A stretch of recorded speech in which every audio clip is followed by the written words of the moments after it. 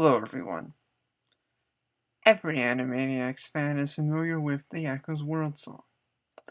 It may be an incredibly catchy song, but as a geography song, it's very inaccurate. The song lists many places which are not countries, and leaves many other countries out, which is something that people have been talking about ever since the episode aired, so that's not what I'm going to talk about.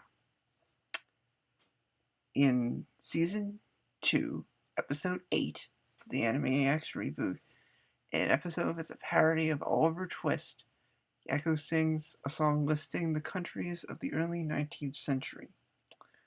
Now there's something we need to bring up. These days, there are 196 countries in the world, 197 when Bougainville becomes independent. But in the early 19th century, there were hundreds more. Then in the later 19th century, there was the era of European imperialism, which brought Africa and Asia into colonies, which later became countries.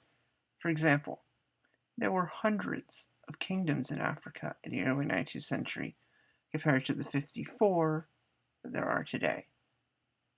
So asking what countries were left out in this version would be almost impossible.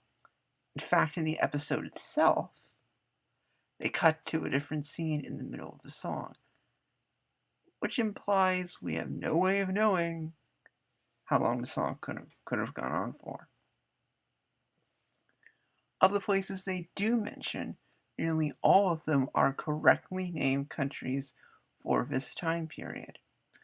The only ones that aren't are the Archduchy of Austria, which faded out of existence when the Holy Roman Empire fell, and the Aden Protectorate. At the time this episode is taking place, there was the Aden Settlement. That was part of the British Empire, non-independent countries in its own right. And this song actually mentions a lot of places in Africa and Asia, which are countries that most people wouldn't think of as those that existed during this time period. Bye.